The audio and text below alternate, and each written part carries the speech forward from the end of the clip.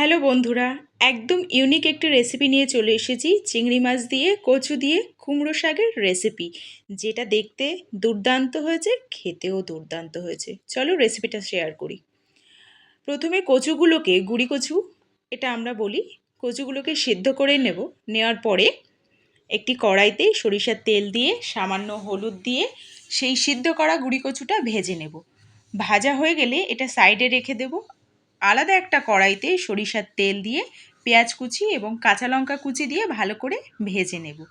ভাজা হয়ে গেলে, লাল লাল করে পেঁয়াজগুলো ভাজা হয়ে গেলে এখানে আমরা চিংড়ি মাছটা দিয়ে দেব।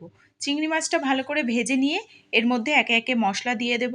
আদা রসুনের পেস্ট, হলুদ গুঁড়ো, লঙ্কা গুঁড়ো, ধনিয়া গুঁড়ো, এগুলো দিয়ে ভালো করে মশলাটা কষিয়ে নেব। তার কিছুক্ষণ কষানোর পরে আমরা কচুগুলোকে দিয়ে দেব। কচুগুলোকে দিয়ে ভালো করে জাল করে নেওয়ার পরে গরম জল এখানে ব্যবহার করব। সামান্য গরম জল দিয়ে দেবো এটা সিদ্ধ হওয়ার জন্য। গরম জলটা ফুটে উঠলে এখানে আমরা কুমড়ো শাকগুলো দিয়ে দেব। কুমড়ো শাকটা দেওয়ার পরে কিছুক্ষণ ঢেকে রাখবো।